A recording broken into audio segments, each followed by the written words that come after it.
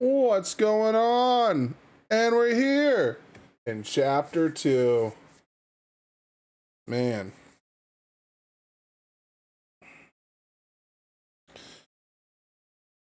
It's been a long journey so far.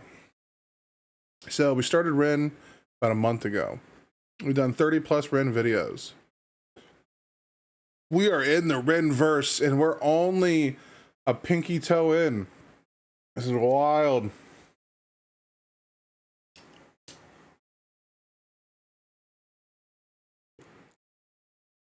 So last time we were here,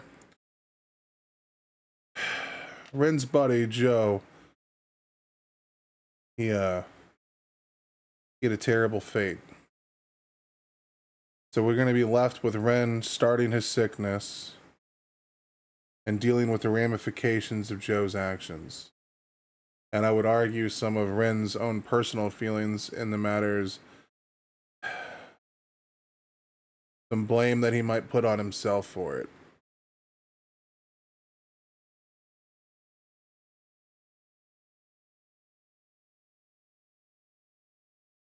All right, here we go. What a view though, bro. Like, what a view.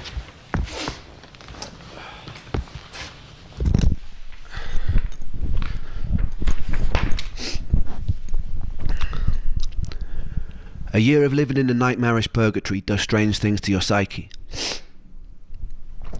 I was still trying to push through university, but I found myself missing many lectures to stay in bed. I started noticing more unusual symptoms creeping in, a strange buzzing sensation in the soles of my feet. My vision started looking like fuzzy television static, something that I later learned was called visual snow, something with no known origin. My calf muscles started constantly twitching and spasming.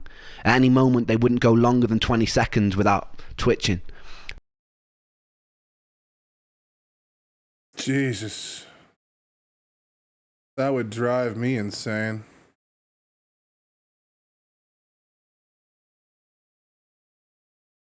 I got a question for y'all. And maybe it's just me. Maybe it's like the rose tinted goggles that I wear are like fading or something. But do any of you guys feel like the world just doesn't have the same color to it? Like, when I was a kid, the sky felt blue, like bright blue. And now every time I look at it, it just feels gray. And there's a little blue in it, but it's not like when I was a kid.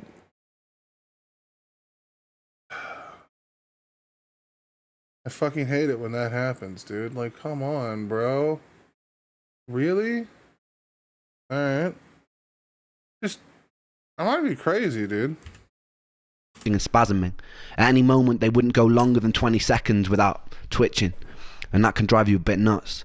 All these symptoms I still live with to this day.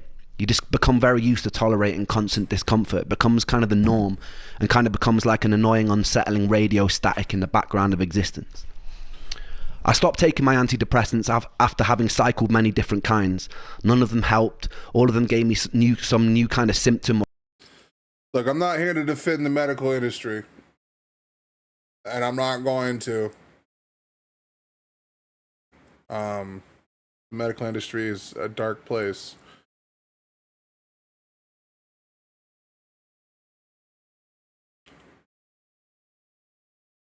Those antidepressants are some fucking wild things. One thing that's hard for people to like keep themselves reminded for. I'm sorry, that wasn't a proper sentence. What I should have said was something that people need to keep in mind with antidepressants, and the reason why they're so dangerous is because they're for a brain that isn't producing the right chemical compounds, or you're lacking like this kind of mixture that you need. So like, let's say your body is dipping below in a certain threshold over here. This antidepressant is going to artificially create that and then feed it to your body and stimulate that portion of your brain. Now, The reason why that's dangerous, especially if, not properly diagnosed, is that portion of your brain is working fine. So when you overstimulate it, now you're going to put it into the danger zone to where you're only going to get the negative consequences of what's happening. You're not going to get any of the positives that you were needed because your body's already doing that. So the big problem that you're going to fall into is now you have this portion of your mind that they're trying to fix that's now overstimulated, and the portion of your mind that is understimulated that's causing the depression to begin with is still not having its positive effect because it's still in the negative. So now you have two problem areas instead of the one that you initially started with. So now you've effectively doubled up your depression or whatever symptoms that are happening, and it makes the doctors look more incompetent. And to some degree they are, because they aren't handling your diagnosis well. They're just throwing ideas out, and then they're trying for the most common out, like the ones that have the most higher chance to be common. They're like trying to Occam's razor your mental depression, which is like no way to do that. Because like, one, doctors by design have to look at things through a utilitarian lens. Their job is to save as many lives as possible, because with, the better they are at their job, the more lives they save and the worse of the lives they lose. The problem with that one-track mind of thinking is it causes more problems than it helps. Just not statistically, it doesn't bear that out. So statistically speaking, if a majority of people that suffer from a form of depression suffer from this one thing, starting everyone on that one thing is probably going to cure the most depressions. And for those that it works for, it helps very well because they are within that commonality. But anyone that is outside of that, you're only exacerbating their issue, which if you're looking to do maximum good is probably the right thing to do. But then you have stories like Ren, who are people that are clearly outliers with a rare disease that it doesn't take into account their situation, their life, or what they need. And then you're only creating a form of fucking psychosis. Like, it's holy shit. In the background of existence. I stopped taking my antidepressants after having cycled many different kinds. None of them helped. All of them gave me some new kind of symptom or side effect, like insomnia, dry mouth, heart palpitations, no libido, etc. Okay, Ren without no libido, we cooked, world. Unacceptable. This, I want to make sure our volumes are cool. Yeah, my mic's picking up. Yeah, look at that desktop audio thing. Don't ever want to have a repeat. But Ren without libido, come on, man. There are hundreds of queens out there that need Ren and his libido to thrive, and dare I say, a handful of us kings. I said what I said. I spent a lot of my time alone, but in the moments of respite, I'd hang out with friends. We formed a band called Trick the Fox the year before I'd gotten sick. Yes. It was the one ray of sunshine I had at the time. I quickly became friends with a bass player called Charlie, and we developed some kind of musical telepathy where we both knew what the other was going to play before it even happened. He was the first musician I've ever felt this kind of chemistry with. I became a kind of third wheel in his Momoko's relationship. With time, Momoko became like a sister to me. To this day, it's one of my favourite people on this spinning rock. Performing with Trick the Fox was one of the rare times that I felt free. There was something about the duty of having to entertain others that let me escape the physical limitations of my own sick body, even if just for a moment. I usually pay for it the next day with what can only be described as an energy hangover where I'd be stuck in bed all day, but for me that was worth it. Those days I was still fairly functional. It was around this time I started losing faith in the medical industry. Oh, of course you would, King. The medical industry isn't made for curing rare or fucked up diseases. It's there for like the common cold, which is such a piece of shit thing, because it needs to be there for both. And it kind of is. We have specialists for a reason. But fuck, man. Make sure my camera's still centered. Oh, that's my face. I got to click back over to my other, like, I only have one monitor, man. So, like, this is way harder than it used to be. I used to have 3 monitors, one that I could see everything I was doing, one what I was watching, and then one on Discord so I could see live updates to people talking shit. Or if I was streaming, my chat would be on the other monitor so I could view that always. But since I knew the move was coming, I downsized everything. So even when I'm done here, at the end of this month, this TV I'm on, I'm gonna throw the fuck away or give to somebody. And then and then I'm gonna be on a single monitor the size of like one screen. So doing videos is about to get a lot more complicated, but it's gonna be way more fun to figure it out. But yes, the medical industry, it needs to have its comeuppance. And that's what we're starting a revolution today, Ren. I'm with you. Let's do it. Fairly functional.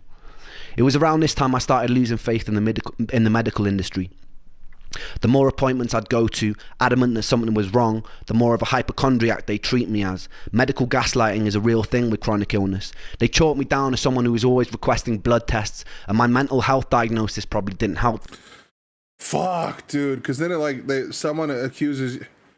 Fucking hate gaslighting, dude. I hate it so fucking much. People do it to me all the time, but that's usually like in the form of a debate. I'll be like, wait, hold on. Don't you see this connection? Aren't you like just picking at straws? Like, no! But in the medical side, what do you do? Like, how do you cure that? Because you do go to a doctor and the doctor says, oh, I think you have this medical condition. And then you go down a rabbit hole trying to fix that medical condition. And then you come back and you're like, it's not working. And they're like, well, maybe it's not working because you're not following it properly. Maybe because one of the side effects of the medical condition that I gave you is like a form of like a psychopathy. And now you're just starting to get weird. And you're like, hold on, wait, what?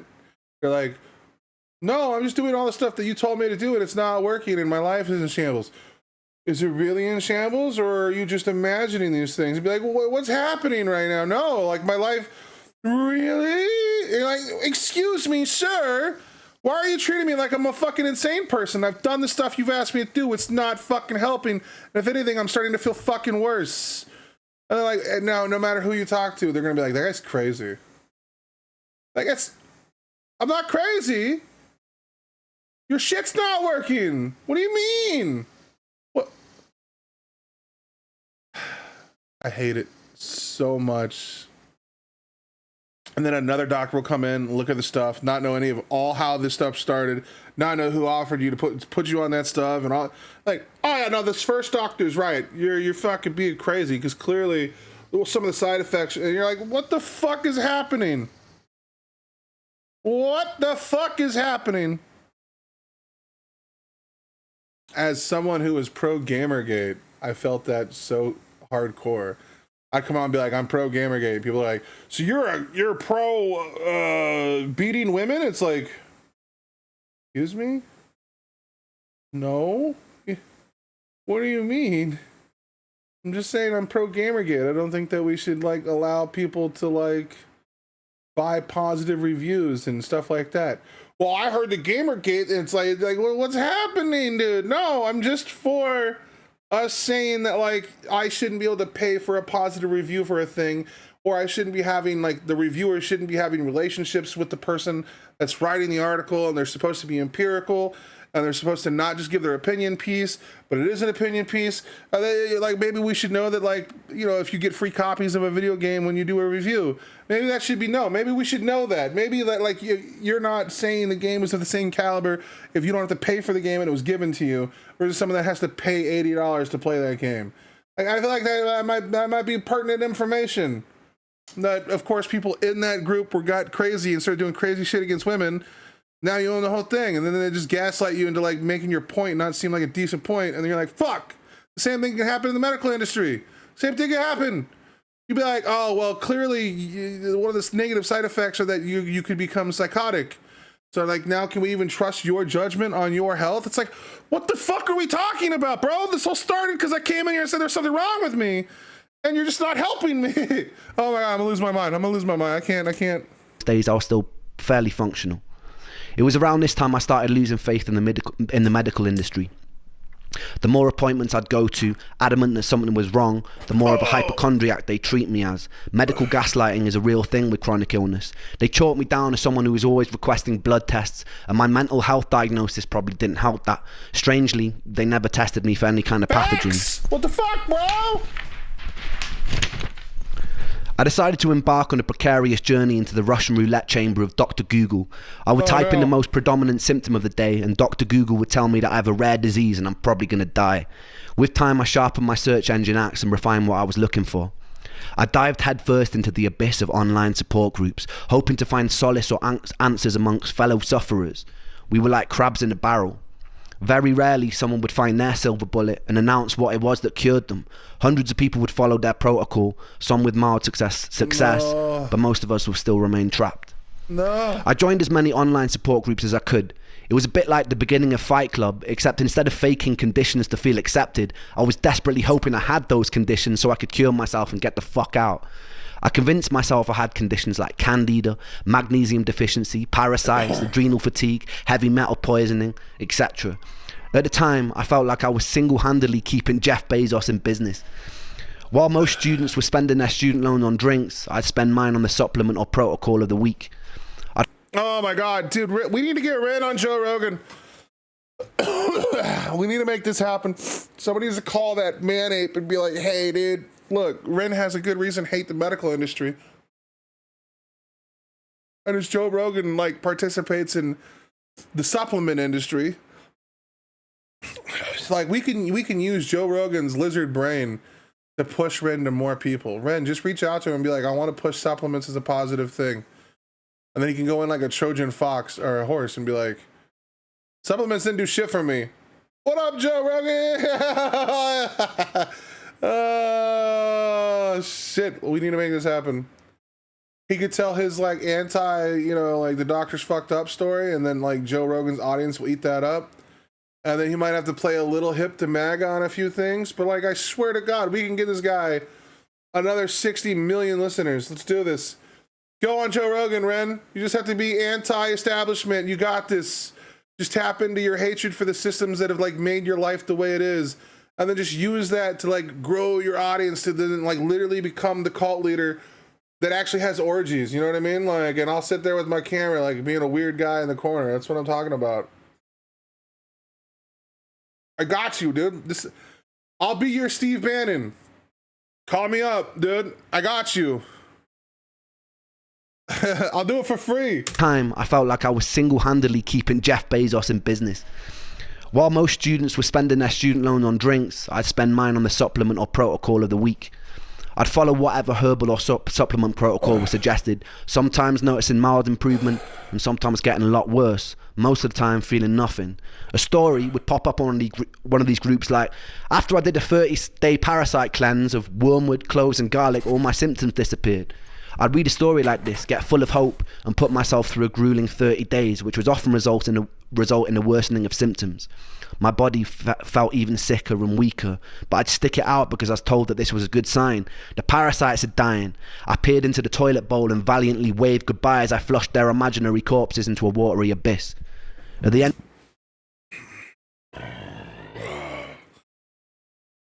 So it's easy to see how a word like hope for Ren has a double meaning. So, and you know how like I do the same thing with greed, right? Like I'm like, hey man, I don't like the word greed being used to describe only the negative sides of abundance. I don't like that. You could say that Ren has a similar view on the word hope. Hope gave him drive, gave him meaning. But it set him up for failure. Hope, much like greed or any of these other words, cannot be just a positive.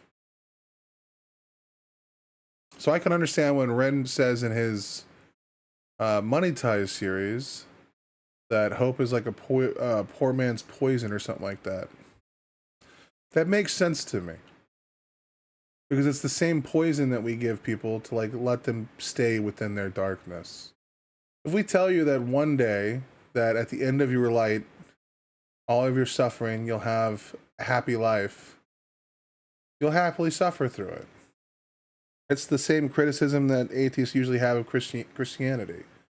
Like, you can't tell me that, like, oh, if I get on bended knee, pray to God forever, and then when I die, I finally have everything I ever wanted. That seems farcical to me. Hope operates within that same ballpark. So I appreciate that Ren is being willing to bring attention to the duality of hope. Hope is a powerful device for freedom and control. All on how it's used and what the outcomes are. Thank you, Ren, for letting me see a new lens and a new perspective and a new optic to view a word that I ubiquitously saw as just a positive. I appreciate that. And valiantly waved goodbye as I flushed their imaginary corpses into a watery abyss. At the end of the 30 days, I'd be left with a lighter wallet and all my symptoms still remaining. And if that didn't work, I'd move on to what was next. Maybe I have seasonal affective disorder. Alright, so I'd get on the internet, order a light, stare at it for 10 minutes a day, and to my big fucking surprise, still have all my symptoms. The only thing that light illuminated for me was that I was desperate enough to buy a glorified table lamp. And that's the negative side effect of hope. When you're so sure that, like, there's a cure out there, or so sure that you can find a way, you will invent them. Now, you could have an honest conversation about the effect of placebo effects and stuff like that. A buddy of mine got into that because I was like, dude, these supplements are bullshit that you keep taking. You're spending hundreds of dollars on supplements, and you're like a regular functioning human being that doesn't need them. Like, you're buying vitamin D and you're outside fighting like robbers and shit. Like, you're a police officer. You're getting your vitamin D. And it's like, he's like, well, it's a combo thing or this or that. I'm like, he's like, well, even okay, let's say you're right, Will, but they make me feel better. Like, that's not a reason to do them. But you could make a logical argument that these things that make you feel better are worth being around. Placebo effects matter. But then at that point, you should just be willing to admit that anything can make you feel better. Just do what makes you happy. And you don't need to spend hundreds of dollars on these things to make your... Like, supplement companies are selling hope no different than medical companies. And to treat them differently, because one has a label from the government and the other one doesn't, just seems weird. Order a light, stare at it for 10 minutes a day, and to my big fucking surprise, still have all my symptoms. The only thing that light illuminated for me was that I was desperate enough to buy a glorified table lamp. Yep. But see, he learned his lesson in that. He bought a lamp and didn't do anything. He's like, fuck, did I really just buy a lamp to do this? Holy fuck. You know how hard it is, like, for people to, like, have that moment? Like, it goes against every part of your self-defense drive to be like, no, other people are doing it. I'm not alone. I'm not weird for doing this. You know what I mean? My big fucking surprise, still have all my symptoms. The only thing that light illuminated for me was that I was desperate enough to buy a glorified table lamp. I kid you not when I say that over the years I probably have taken nearly every dietary health supplement known to man. One of the most grueling self-treatment courses came when I did a round-the-clock heavy metal chelation. I would take a supplement called ALA and DMSA, which supposedly shuttle mercury molecules out of your body through a process called chelation. I would have to take the pill once every 3 hours around the clock, which meant setting multiple alarm clocks to wake up and take them. The supplements came with their own side effects. I remember one time standing in a supermarket and feeling like the sounds and lights were so bright that I couldn't even bear to be in there. I stuck with this protocol for a whole year with no luck. I was still coming to terms with the death of one of my best friends during this time too. I was too sick to hold down any kind of stable job, so I was mostly living off my student loan. Welsh students study in England also weirdly get given a small sum of money just for being Welsh, or almost like a "we're really sorry that you're Welsh" sort of condolence prize. I've always prided myself on my financial independence, so whenever I could, I'd get out on the streets of Bath and I'd busk. I remember the very first time I did. I had my guitar in hand. I perched myself on a bench, took a deep breath, and then bared my soul to the jury of the street. And it was exhilarating. People sometimes ask me what music means to me, and it means life. This was usually the one time I felt like I didn't want to die. This was the one time I could feel a resemblance of something that resembled spirit, that resembled my soul, that resembled me. I even found myself cracking jokes with onlookers, which for someone dripping with social anxiety at the time was huge for me. It was March, roughly 3 months after Joe had died, and I was sitting on a bench in Bath with my guitar singing into a busy street. And this is when I would meet the first angel of this story. I'd see 2 more angels years later, one in the guise of a homeless man, one a doctor cheating death in the Beverly Hills clinic, but that bit will come a little bit later. The angel was walking on the opposite side of the street with a mother. They both stopped to watch me for a moment. I saw her mum whisper something to her. The angel turned bright red and she giggled, and they shyly approached. We got talking and the angel asked where I was from. I told her that I grew up in Wales in a small village that was once described in a local newspaper as being worse than an Iraqi war scene. I told them they would have never heard of it. They looked surprised and they said they had family there. I asked which part, and it turned out to be the village that I grew up in. Since you can basically count a population of 2 intergenerationally bred mutated hands, I asked who they were, and it turned out that that angel happened to be Joe's cousin. Bro. This encounter was always a foundational moment of serendipity in my life. Bro!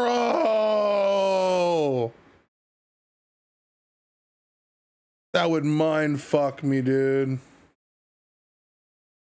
Oh, I'd start seeing patterns, dude. There's no way. Fuck that. Of 2 intergenerationally bred mutated hands, I asked who they were, and it turned out that that angel happened to be Joe's cousin. This encounter was always a foundational moment of serendipity in my life. In the years that followed, I took serendipitous occasions to mean I was in line with my purpose. Sometimes I felt like I'm following a script. It's just that I don't know the words or actions until they actually happen. But in moments of serendipity, I feel like they are playing out exactly as they were meant to. Look, I don't like fate. I don't like fate as an explainer at anything. But there are some goddamn good arguments for fate, bro. And this is one of them. Like, what the fuck? So they're both going through the loss of Joe. They both meet on a random town, however far away. Like, come on, bro. Now I understand why he wrote Ginny and Screech the way he did. Because his life was so affected by, like, fate and causality. Oh, god damn it, man. In the script, it's just that I don't know the words or actions until they actually happen. But in moments of serendipity, I feel like they are playing out exactly as they were meant to. It was quite a bizarre moment for me, that hundreds of miles away by chance this angel would be related to my lost friend. Upon learning who I was, they invited me back to theirs for a cup of tea, and I accepted and I fell in love. It was really good tea. That week, the angel took me to a favourite botanical garden, and she pointed out a favourite flower. So that night, true story, I dressed in black, broke in by climbing over the fence, dug up the flower and presented it to her the next day. She called me insane. What a chat, bro! Come on! Tell me this man got to lay pipe, for the love of God, dude. That's adorable, but also so dumb at the same time. You go, King! Pointed out a favourite flower. So that night, true story, I dressed in black, broke in by climbing over the fence, dug up the flower and presented it to her the next day. She called me insane, but it's safe to say that angel ended up being my first serious girlfriend. Yeah! It was a weird kind of relationship. We both shared an unusual trauma for people who were so young, brought together by a tragedy. Even though sometimes I feel like she might have hated me at the time, I was convinced like it was some sort of Shakespearean fate that had... Oh no, Ren! You can't do that. Don't do that, buddy. No. No. Well, now I know why they broke up. You can't put your love on such a mythical stance. It's just, you can't do that. It's never gonna end well. It's not gonna work. You can't do that. If you believe that you're fated to be together, you lose your safety net. And that the reason why relationships work is because people ultimately understand and know that they have to work on them. If you give your relationship to fate, you're going to assume that they'll be there regardless or no matter what. And that's dangerous because no one does that. Even parents can fall out of love with their kids if they raise demonic kids. People, all of us have thresholds for what we're willing to put up with in relationships, no matter what that relationship is. So when you give away that battle to fate, you get to be unhinged and do whatever wild shit you want because you don't feel like you have to put in the work, because the gods have ordained that your relationship needs to be. And that's dangerous. It's the same kind of problem that we build up when we victimize ourselves. There's a connection there. You don't have to take responsibility for your actions in a relationship that you think is preordained by the gods. And when you have a relationship built up from that premise, statistically speaking, it will fail. There are people that have made it work, but it shouldn't. I guess it depends on whether or not you actually end up having problems or not. But bummer. This is also a good argument. Ren is making one that I made in my initial what does your love look like? And this is something that I've told personal friends, and I'll say it until the day I'm blue in the face.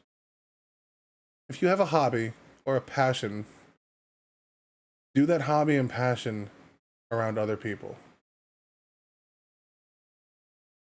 Like, go out, meet people if you can, even if it's on the internet. Like, if you really play like Magic the Gathering, instead of watching people play it on YouTube, look for groups that you can play it in. Look for Discords or whatever the fuck you're doing. Find somebody that shares your hobby and interest. And you shouldn't do it with the idea that you're trying to find a lover. You should do it because you just love the thing that you're doing and you want to do the things that you love. And then while doing the things you love, you bump into people that you might be able to build a future with. Ren was doing music. He wasn't out looking for a girlfriend. He was doing his hobby, his passion, his life, and met someone that ended up being super influential in that hobby. That's the source of happiness right there. Take your dreams, your goals, your aspirations, your passions, and share them with people. You'd be surprised who comes knocking on your door without you even looking for them. Just, when they do, learn, like pick up the signs and open the door and let them in. Trauma for people who were so young, brought together by a tragedy. Even though sometimes I feel like she might have hated me at the time, I was convinced like it was some sort of Shakespearean fate that had brought us together.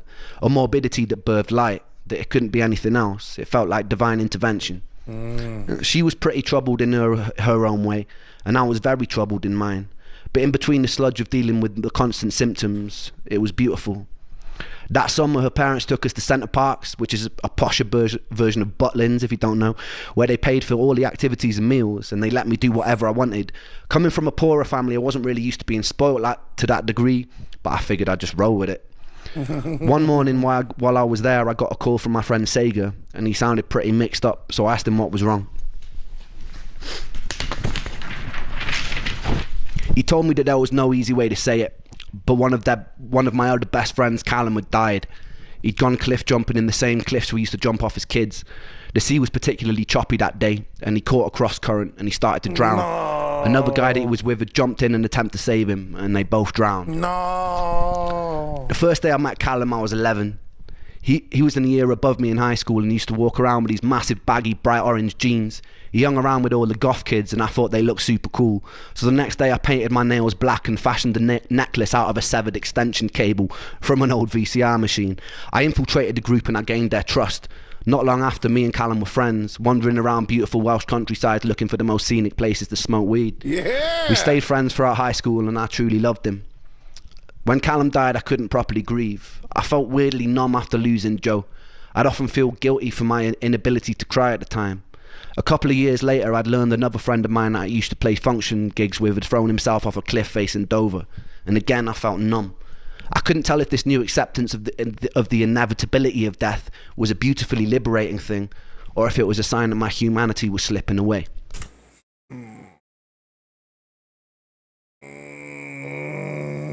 That's a really good question, Ren. That's a really good question, my boy.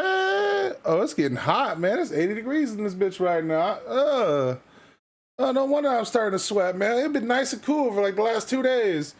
Oh. So are you like gaining a superpower to accept the inevitability of death? Or are you becoming less human? Dare I say it's both, my boy. Dare I say it's both. The further you fall into nihilism, the further you realize none of it matters. There's nothing you can do. And the cure for that is to embrace the absurd things that you can do. I can't stop my death, but I sure as hell can, spray this fucking thing of cologne. I could spray this cologne into the air with a lighter under it and make a fireball. That's something I have control over. I'm not gonna do it. There's no me, I'll catch something seriously on fire.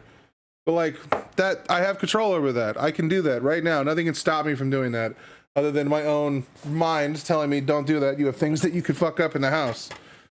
But the idea is that fuck it, I'm gonna do it. No, I'm not gonna do it. The idea is, in the absurd things that you're doing, you have control. And that's where comedy and emotional expression and all that stuff comes out.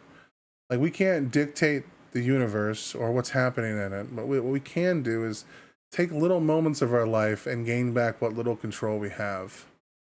So the more humanity you give away, because I would argue humanity is the ones that think that we can change the world and we can do good and we can, I believe that's humanity. I believe that that is the drive inherent in almost every person that wants to leave the world a better place.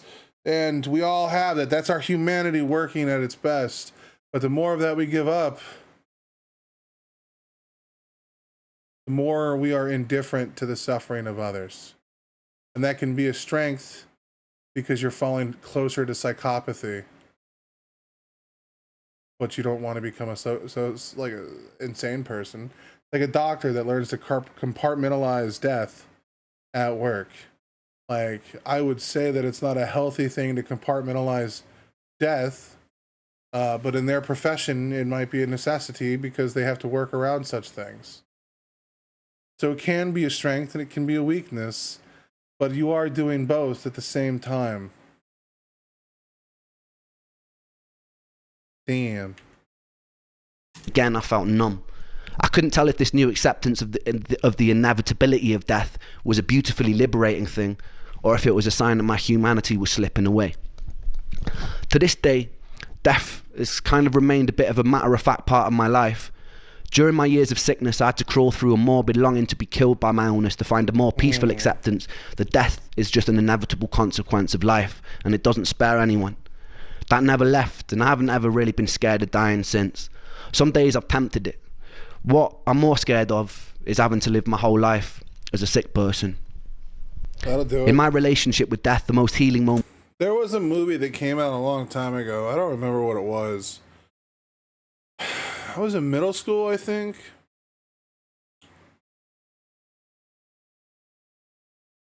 It was about a girl and like I don't remember, dude. It was around the same time I think around Lord of the Rings. There was a throwaway line in the commercial. I never saw the movie, or maybe I have and I just don't remember it. But the guy was talking about, I don't fear death. I fear the unlived life. I took that from a commercial. You know what I mean? Here Ren is playing at that same sentiment, right? Like, it's not about dying. It's about not having a fulfilling life. And that's a real tangible thing. Got a bug bite, bro. You fucking prick. That's a real tangible thing. Like, being stuck with sickness all of his life means that he didn't get to live his life to the fullest. Being bedridden and God knows what other ailments that he has that we'll learn more about here shortly. But like,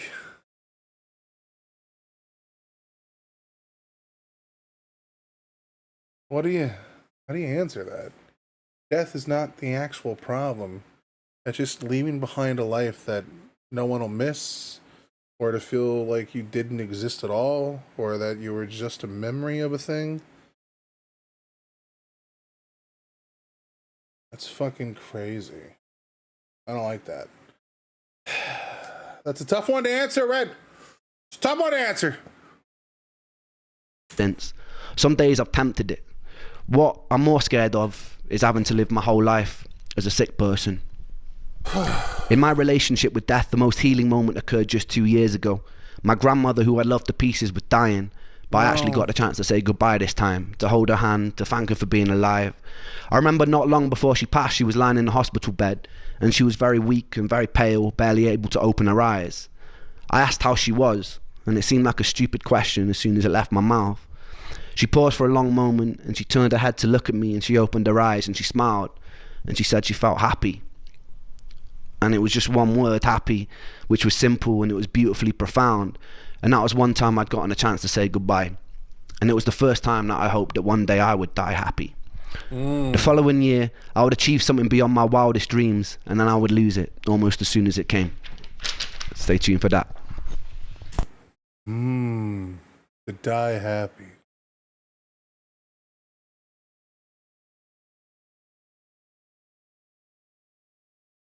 We people, we always exist in that, don't we? Like there's I hate to say what I'm about to say because it goes against my initial worldview and hatred for the happiness and the sentiment of happiness and the ideas behind it. Like you don't understand, okay? So I am fighting my younger self, okay? I'm fighting my younger self right now, every day, with these videos. Growing up, or one of my first jobs, well, not one of my first jobs, but like the job when I was in California in Pomona, living, working at TA, and you know, trying to feed the bills. One of my bosses named Kia Benedetti used to tell me all the time that perception is our reality. And I fucking hate him for that. Because back then I used to be like, no, there are facts of the universe. There are facts that we know. Absolutes.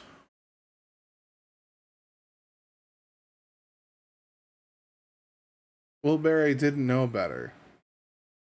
Perception is reality. It always is.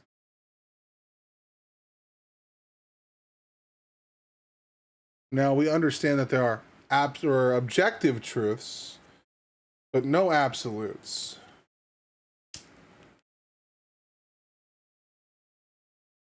So another thing that I'm fighting against is old Wilbury arguments that used to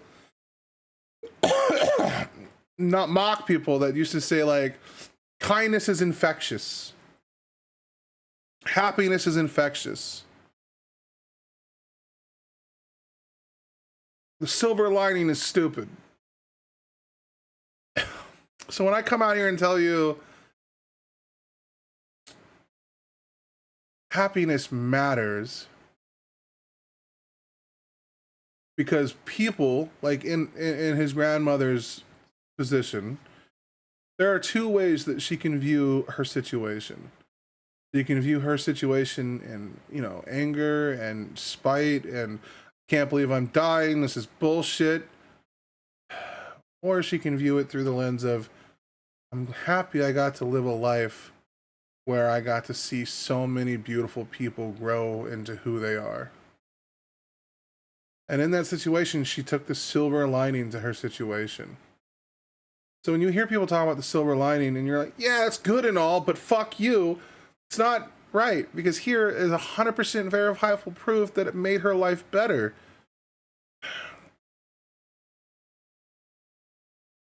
And the nihilist in me doesn't like that. Because I want to say that there is nothing you can do. It is bullshit and fuck the system. But like, we have proof that it's just better.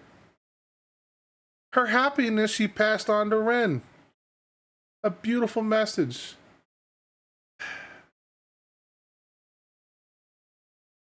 Ren's even over here kicking the old Wilberry in the dick right now, homie. New Wilberry is trying to navigate that difference in real time. And then I would lose it almost as soon as it came. Stay tuned for that.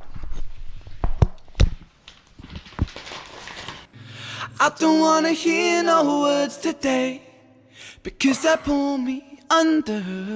In the castle of my room I'll hide away. I like the harmony, dude. From the outside thunder. I like Gonna it. lock my troubles outside of this door, 'cause today it's just me and these four walls.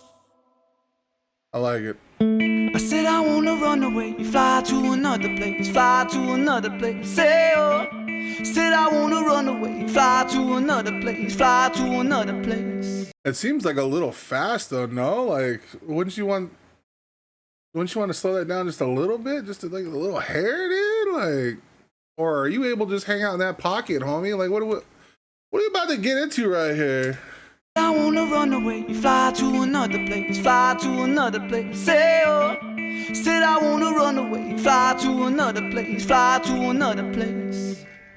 The light that I hold, it turns to gray, and that makes me wonder. Dude, I'm getting like that third album or whatever. What is it? Black Clove Catharsis or something? I can't remember. AFI did an album, I think in the mid-90s.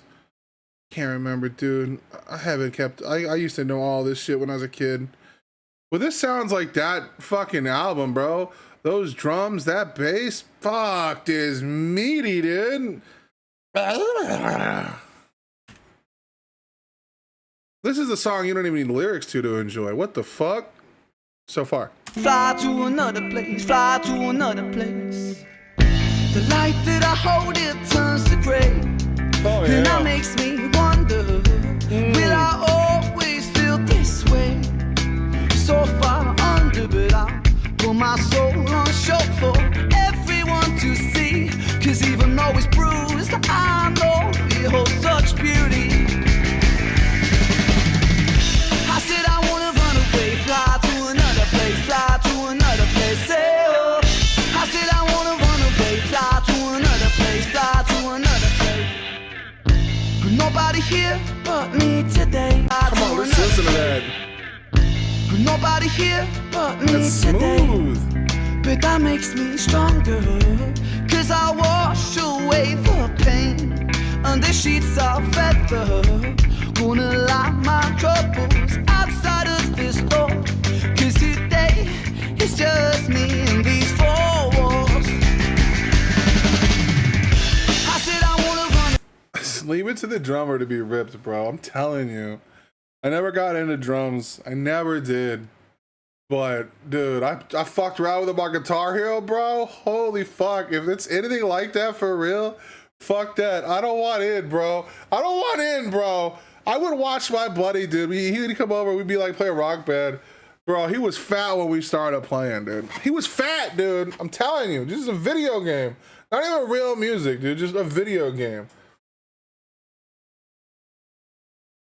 Bro, he lost like 40 pounds in like 6 months of playing Rock Band, bro. The drums are fucking wild. Drummers usually have like the most personality on any set too.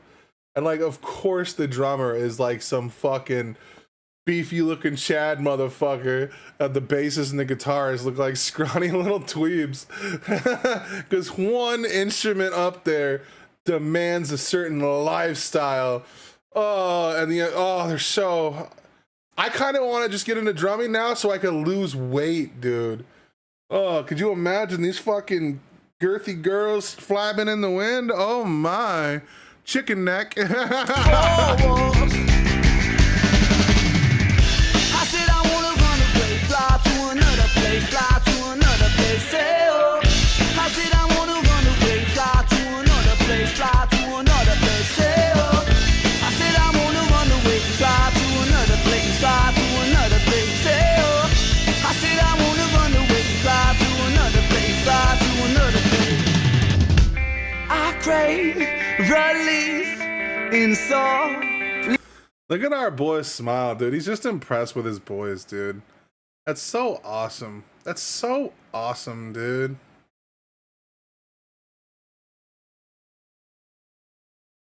You can see it. Ren does come alive when he plays. He looks like he's awkward talking about stuff. Like even in these chapters, when he's talking about his story, he looks awkward even when he's telling his own story. But when he's holding an instrument, that motherfucker's alive, dude. Said I wanna run away, fly to another place, fly to another place. I crave release in solitude. I search for peace, but pain pursues. Ooh. All right, look. So this song is a little poppy. This is a little outside of something that I would listen to. This is a little more Jonas Brothers than I would personally get behind. In high school, I wouldn't have been listening to this. This would be like something a girl I'd be into would be listening to, and she'd be like, "Hey, can I come over and put on my Trick to the Fox?" And I'd be like, "Nah, bro, that shit's. We're gonna listen to Unearth or The Darkest Hour." But I mean, I was an edge boy, so like most of this song is not for me. I mean, it's not bad. It sounds amazing. He's playing very well. I like the personality. It's all good. It's all coming together. It's all pretty shallow stuff. But I mean, I would have loved to seen a world where this is the Ren we got. You know what I mean? But that line right there, this line. Well, hold on. Another place, fly to another place. I crave release in solitude. I crave release. Wait, hold on. What was it? Did I just make up something in my head? Release in solitude. I search for peace, but pain pursues. I crave release in solitude. I search for peace, but pain pursues. That is the Ren that we get. Not so. And it could just be this one song. I've only listened to 2 of their songs, but that's the Ren we get soon. Like, Jesus, that's like really deep type stuff. Yeah, that's that gut punch. Fly to another place. I crave release in solitude. I search for peace, but pain pursues. Please, something, just free me, give me some truth. Sounds like you're going crazy in the head a little. It's a prison. Oh, shit. All right. Some move.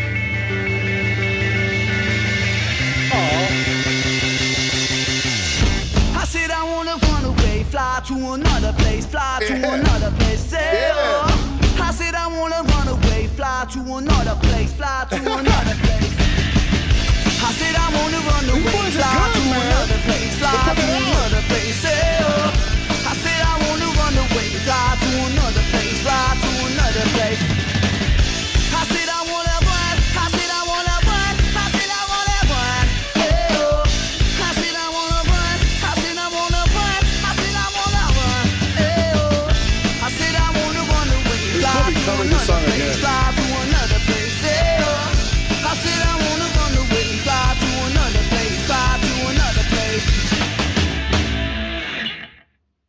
That was, yeah, that was like, I don't want to be mean, but that's like more like Christian rock. But look, they did fucking fantastic, okay? That was really good. Just wouldn't have been the docket I would have played around with in school. Holy fuck, we're at 15 minutes? God damn, Hagen! You leading us into another game. Damn it, I didn't say the game, it doesn't count.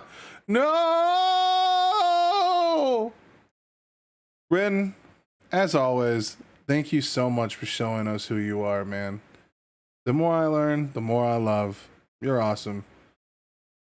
All right, now I have to go do my a song stuck in my head, and I'm stuck between two songs. I might just say fuck it, do both of them today. Just do 2 different videos and just get it out there. All right, I'll see you guys in the next video.